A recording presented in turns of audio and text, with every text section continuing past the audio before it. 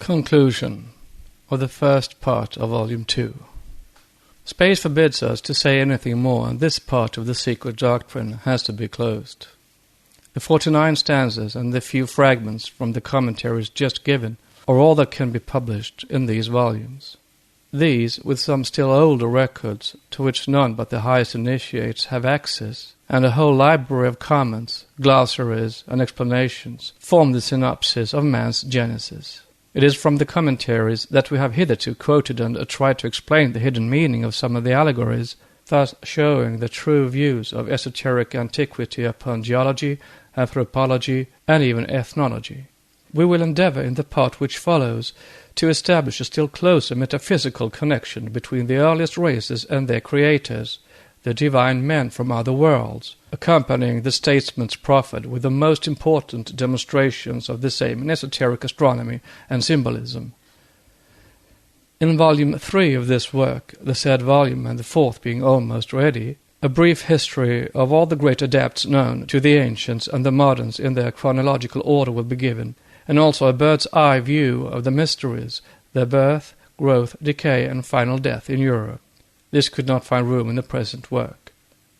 Volume 4 will be almost entirely devoted to occult teachings. The duration of the periods that separate, in space and time, the fourth from the fifth rays, in the historical or even the legendary beginnings of the latter, is too tremendous for us to offer even to a theosophist any more detailed accounts of them. Note: the word historical is used because, although historians have dwarfed almost absurdly the dates that separate certain events from our modern day, nevertheless, once that they are known and accepted, they belong to history. Thus, the Trojan War is an historical event, and though even less than 1,000 years before Christ is the date assigned to it, yet in truth it is near 6,000 and 5,000 years before Christ. End of note. During the course of the post-Diluvian ages, marked at certain periodical epochs by the most terrible cataclysms, too many races and nations were born, and have disappeared almost without leaving a trace for anyone to offer any description of the slightest value concerning them. Whether the masters of wisdom have a consecutive and full history of our race from its incipient stage down to the present times, whether they possess the uninterrupted record of man since he became the complete physical being, and became thereby the king of the animals and master on this earth, is not for the writer to say. Most probably they have, and such is our own personal conviction. But if so, this knowledge is only for the highest initiates, who do not take their students into their confidence.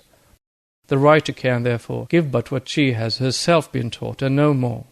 But even this will appear to the profane reader rather as a weird, fantastic dream than a possible reality. This is only natural, and as it should be, since for years such was the impression made upon the humble writer of these pages herself. Born and bred in European, matter-of-fact and presumably civilized countries, she assimilated the foregoing with the utmost difficulty. But there are proofs of a certain character which become irrefutable and are undeniable in the long run to every earnest and unprejudiced mind. For a series of years such were offered to her, and now she has the full certitude that our present globe and its human races must have been born, grown, and developed in this, and in no other way. But this is the personal view of the writer, and her orthodoxy cannot be expected to have any more weight than any other doxy in the eyes of those to whom every fresh theory is heterodox until otherwise proved. Therefore, are we occultists fully prepared for such questions as these? How does one know that the writer has not invented the whole scheme?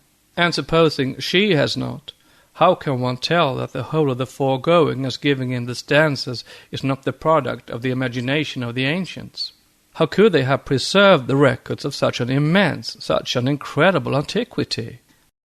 The answer that the history of this world since its formation and to its end is written in the stars, that is recorded in the zodiac and the universal symbolism whose keys are in the keeping of the initiates, will hardly satisfy the doubters. The antiquity of the zodiac in Egypt is much doubted, and it is denied point blank with regard to India. "Your conclusions are often excellent, but your premises are always doubtful," the writer was once told by a profane friend. To this the answer came that it was one point at least gained on the scientific syllogisms, for with the exception of a few problems from the domain of purely physical science, both the premises and conclusions of the men of science are as hypothetical as they are almost invariably erroneous.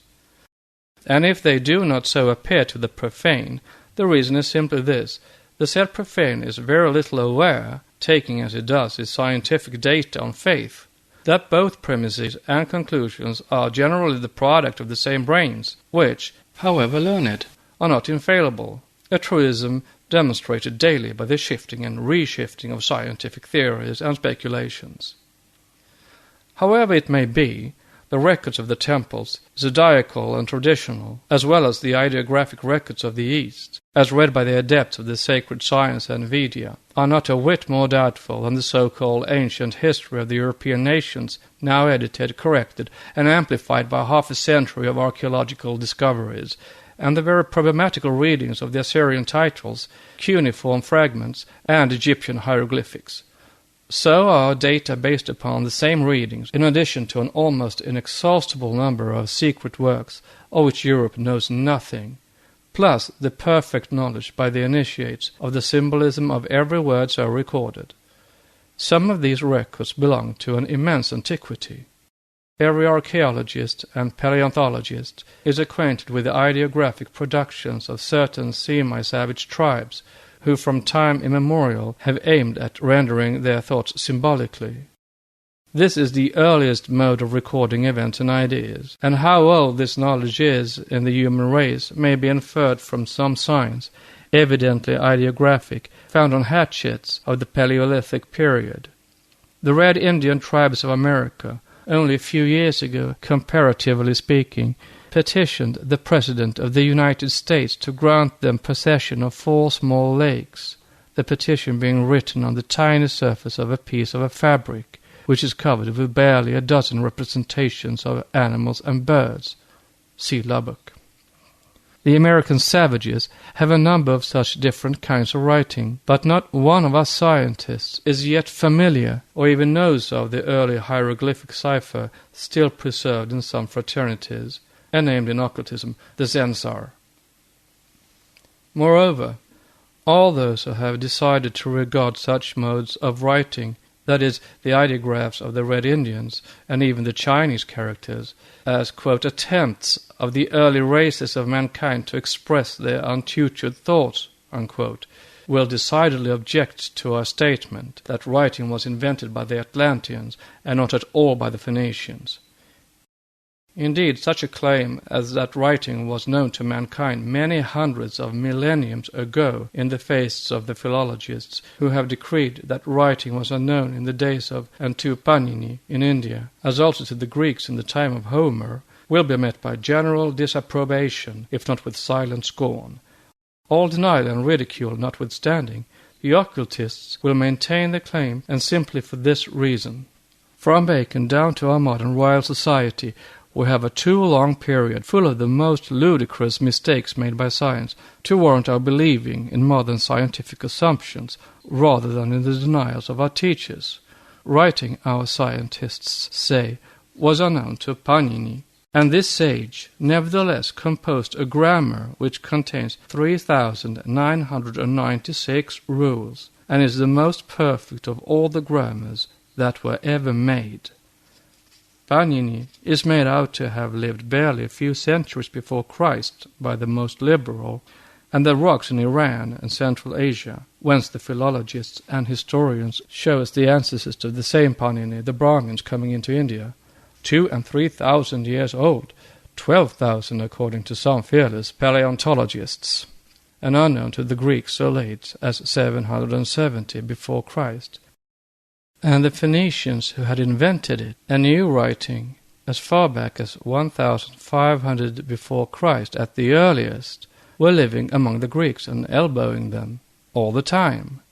Note: it is an historical fact that Sanchoniathon compiled and wrote in Phoenician characters from annals and state documents in the archives of the older Phoenician cities the full record of their religion in 1250 before Christ.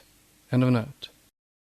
All these scientific and contradictory conclusions disappeared, however, into thin air when Schliemann discovered A, the site of ancient Troy, whose actual existence had been so long regarded as a fable, and B, excavated on that site earthenware vessels with inscriptions in characters unknown to the paleontologists and the old denial Sankritists.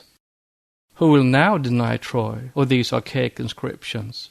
As Professor Virchow witnesses, I was myself an eyewitness of 2 such discoveries and helped to gather the articles together. The slanderers have long since been silenced, who were not ashamed to charge the discoverer with an imposture. Note: Professor Virchow in Appendix 1 to Schliemann's Ilios, Murray, 1880. End of note. Nor were truthful women spared any more than truthful men. Du Caillou, Gordon Cumming, Madame Merian. Note: Gossi writes of the latter, she is set down a thorough heretic, not at all to be believed, a manufacturer of unsound natural history, an inventor of false facts in science. From Romance of Natural History, page 227, end of note. Bruce, and a host of others, were charged with lying. Madame Merian, says the author of Mythical Monsters, who gives this information in the introduction, was accused of deliberate falsehood in reference to her description of a bird-eating spider nearly 200 years ago. But nowadays reliable observers have confirmed it in regard to South America, India, and elsewhere. Audubon was accused by botanists of having invented the yellow water lily, which he figured in his Birds of the South under the name of Lymphea lutea, and after having lain under the imputation for years, was confirmed at last by the discovery of the long-lost flower in Florida in 1876. Popular Science Monthly number 60, April 1877. And as Audubon was called a liar for this, and for his Holatius washingtoni, note, Dr. Covey writes, that famous bird of Washington was a myth. Either Audubon was mistaken, or else, as some do not hesitate to affirm, he lied about it. End of note. So Victor Hugo was ridiculed for his marvelous word-painting of the devilfish, and his description of a man becoming its helpless victim. The thing was derided as an impossibility, yet within a few years were discovered, on the shores of Newfoundland, cuttlefish with arms extending to 30 feet in length, and capable of dragging a good-sized boat beneath the surface. And their action has been reproduced for centuries past by Japanese artists. Mythical Monsters, page 11, introduction. And if Troy was denied and regarded as a myth, the existence of Herculaneum and Pompeii declared a fiction, the travels of Marco Polo laughed at and called as absurd a fable as one of Baron Munchausen's tales, why should the rite of Isis Unveiled and of the Secret Doctrine be any better treated? Mr. Charles Gould, the author of the above-cited volume, quotes in his excellent work a few lines from Macmillan, 1860, which are as true as life, and too much to the point not to be reproduced. Quote, when a naturalist, either by visiting such spots of earth as are still out of the way, or by his good fortune finds a very queer plant or animal, he is forthwith accused of inventing his game. As soon as the creature is found to sin against preconception, the great guiding spirit, a priori by name, who furnishes philosophers with their omniscience pro re nata, whispers that no such thing can be, and forthwith there is a charge of hoax. The heavens themselves have been charged with hoaxes. When Leverrier and Adams predicted a planet by calculation, it was gravely asserted in some quarters that the planet which had been calculated was not the planet, but another which had clandestinely. The disposition to suspect hoax is stronger than the disposition to hoax. Who was it that first announced that the classical writings of Greece and Rome were one huge hoax perpetrated by the monks in what the announcer would be as little or less inclined than Dr. Maitland to call the Dark Ages? Unquote, from page 13 of Mr. Charles Gould's work. Thus let it be. No disbeliever who takes the Secret Doctrine for a hoax is forced or even asked to credit our statements. These have already been proclaimed to be such by certain very clever American journalists before even the work went to press. Note: so far back as July 1888, at a time when the manuscripts of this work had not yet left my writing table, and the Secret Doctrine was utterly unknown to the world, it was already being denounced as a product of my brain and no more. These are the flattering terms in which the Evening Telegraph of America referred to this still unpublished work in its issue of June 30th, 1888. Quote, among the fascinating books for July reading is Madame Blavatsky's new book on Theosophy, ! The Secret Doctrine. But because she can soar back into the Brahmin ignorance, ! Is no proof that everything she says is true, unquote. And once the prejudiced verdict given on the mistaken notion that my book was out, and that the reviewer had read it, neither which was or could be the case, now that it is really out, the critic will have to support his first statement, whether correct or otherwise, and thus get out of it, probably by more slashing criticism than ever. End of note. Nor is it, after all, necessary that anyone should believe in the occult sciences and the old teachings before one knows anything, or even believes in his own soul. No great truth was ever accepted a priori, and generally a century or two passed before it began to glimmer in the human consciousness as a possible verity, except in such cases as the positive discovery of the thing claimed as a fact. The truths of today are the falsehoods and errors of yesterday, and vice versa. It is only in the 20th century that portions, if not the whole, of the present work will be vindicated. It is in no fact going against our statements, therefore, even if Sir John Evans does affirm that writing was unknown in the Stone Age. For it may have been unknown during the period in the Fifth Aryan race, and have been perfectly known to the Atlanteans of the Fourth, in the palmy days of their highest civilization. The cycles of the rise and fall of the nations and races are there to account for it. If told that there have been cases before now of forged pseudographs being palmed off on the credulous, and that our work may be classed with Jacquard's Bible in India, in which, by the way, there are more truths among its errors than are found in the works of orthodox and recognized Orientalists, the charge in comparison will dismay us very little. We bide our time. Even the famous Yajur-Veda of the last century considered by Voltaire the most precious gift from the East to the West, and by Max Muller about the silliest books that can be read, is not altogether without facts and truth in it. The cases when a priori negations of the specialists became justified by subsequent corroborations from but an insignificant percentage of those that were fully vindicated by subsequent discoveries, and confirmed to the great dismay of the learned objectors. Yajur-Veda was a very small bone of contention compared with the triumph of Sir William Jones, Anquetil de Perron, and others in the matter of Sanskrit and its literature. Such facts are recorded by Professor Max Muller himself, who, speaking of the discomfiture of Douglas Stewart in connection with this, states that, quote, if the facts about Sanskrit were true, Douglas Stewart was too wise not to see that the conclusions drawn from them were inevitable. He therefore denied the reality of such a language as Sanskrit altogether, and wrote his famous essay to prove that Sanskrit had been put together after the model of Greek and Latin by those arch-forgers and liars, the Brahmans, and that the whole of Sanskrit literature was an imposition, unquote. Science of Language, page 168. The writer is quite willing and feels proud to keep company with these Brahmans and other historical, quote, liars, unquote, in the opinion of our modern Douglas Stewarts. She has lived too long, and her experience has been too varied and personal for her not to know at least something of human nature. Quote, when thou doubt, abstain, unquote, says the wise Zoroaster, whose prudent aphorism is found corroborated in every case by daily life and experience. Yet, like St. John the Baptist, this sage of the past ages is found preaching in the desert in company with a more modern philosopher, namely Bacon, who offers the same priceless bit of practical wisdom. In contemplation, he says, in any question of knowledge, we add, if a man begin with certainties, he shall end in doubts, but if he will be content to begin with doubts, he shall end in certainties, unquote. With this piece of advice from the father of English philosophy to the representatives of British skepticism, we ought to close the debate. But our theosophical readers are entitled to a final piece of occult information. Enough was said to show that evolution in general, events, mankind, and everything else in nature proceed in cycles.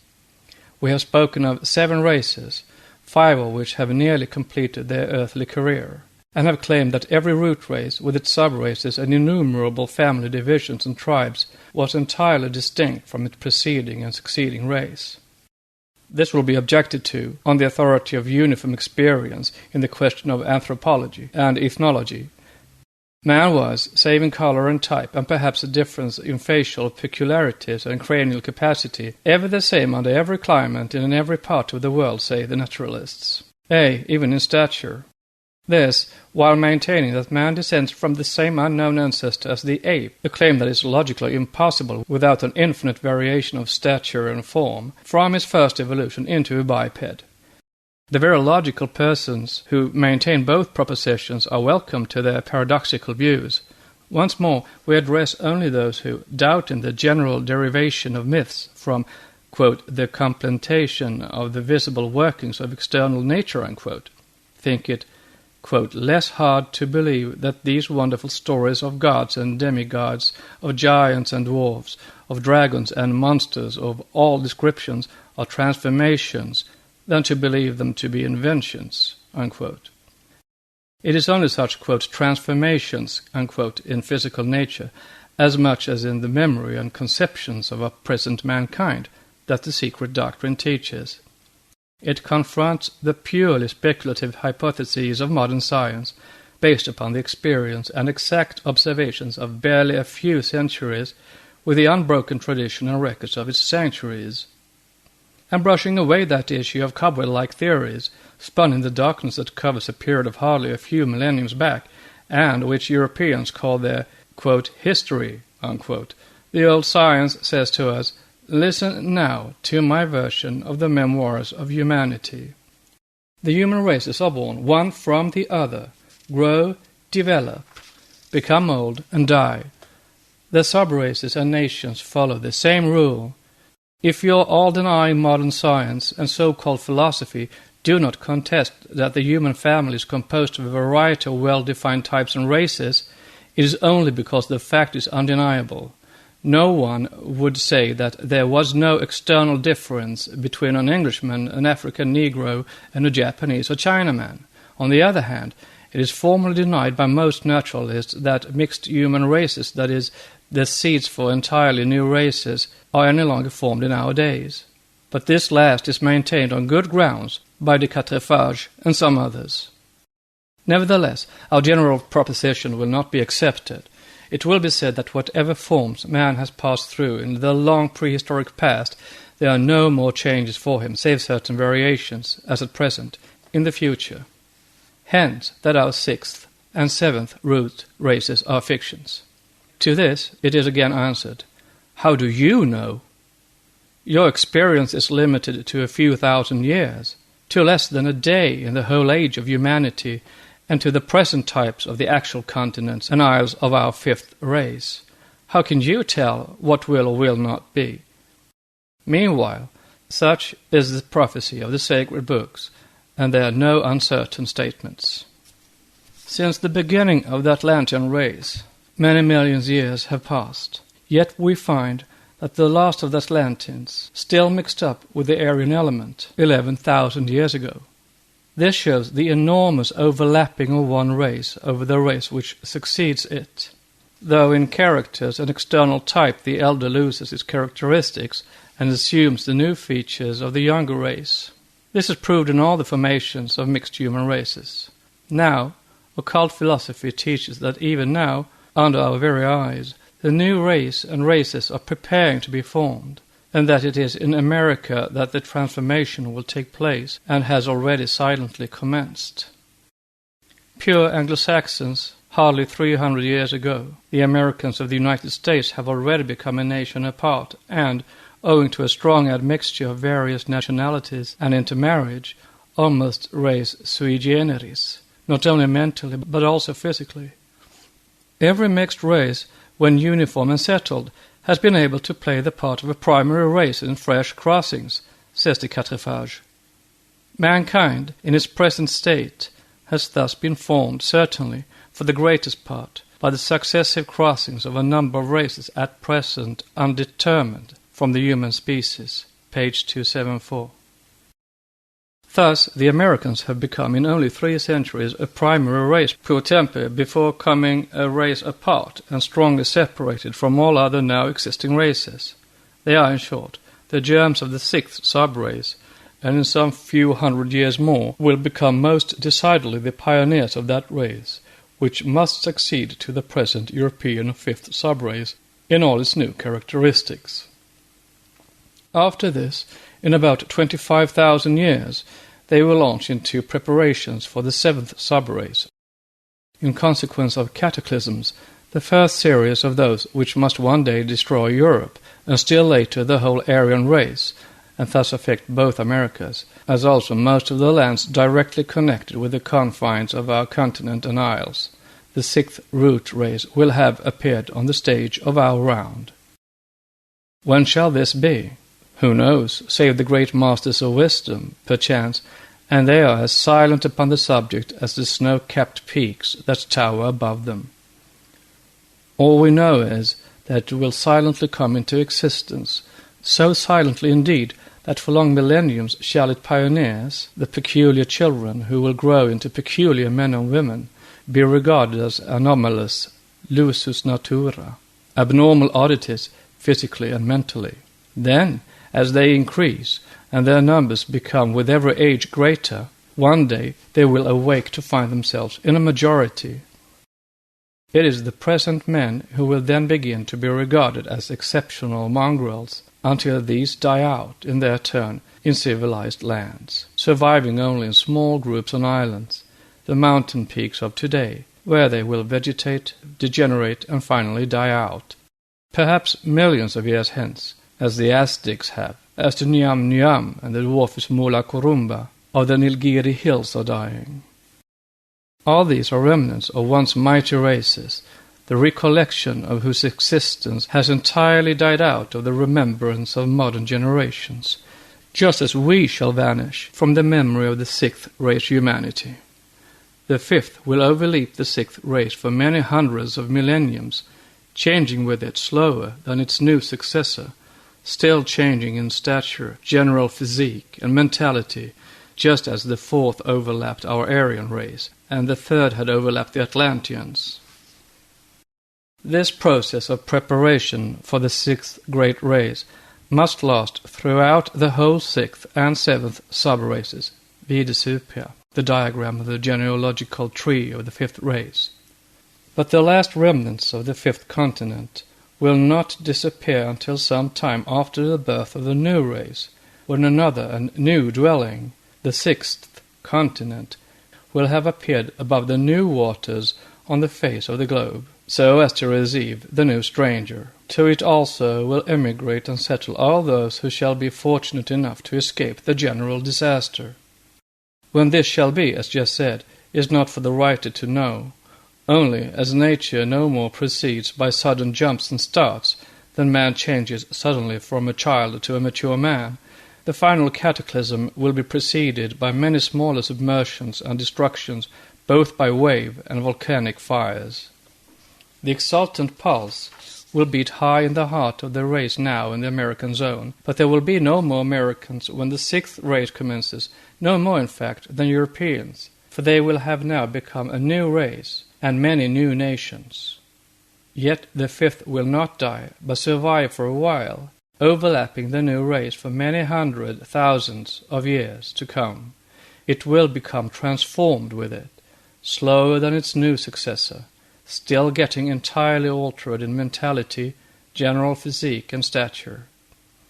Mankind will not grow again into giant bodies, as in the case of the Lemurians and the Atlanteans, because while the evolution of the 4th race led the latter down to the very bottom of materiality in its physical development, the present race is on its ascending arc, and the sixth will be rapidly growing out of its bonds of matter, and even of flesh.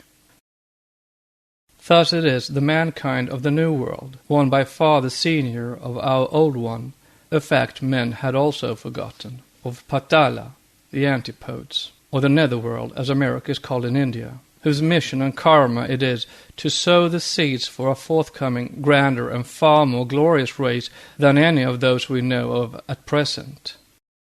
The cycles of matter will be succeeded by cycles of spirituality and a fully developed mind.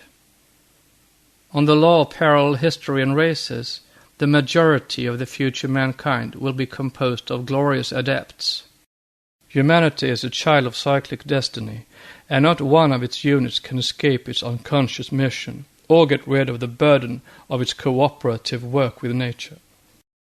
Thus will mankind, race after race, perform its appointed cycle pilgrimage.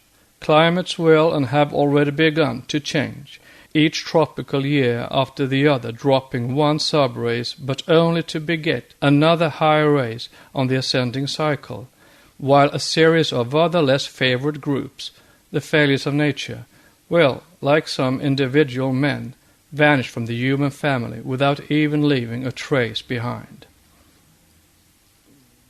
Such is the course of nature under the sway of karmic law, of the ever-present and the ever-becoming nature. For, in the words of a sage, known only to a few occultists, the present is the child of the past, the future the begotten of the present. And yet, O present moment, knowest thou not that thou hast no parent, nor canst thou have a child, that thou art ever begetting but thyself? Before thou hast even begun to say, I am the progeny of the departed moment, the child of the past, thou hast become that past itself. Before thou utterest the last syllable, behold, thou art no more the present, but verily that future. Thus are the past, the present, and the future, the ever-living Trinity in one, the Mahamaya of the Absolute is.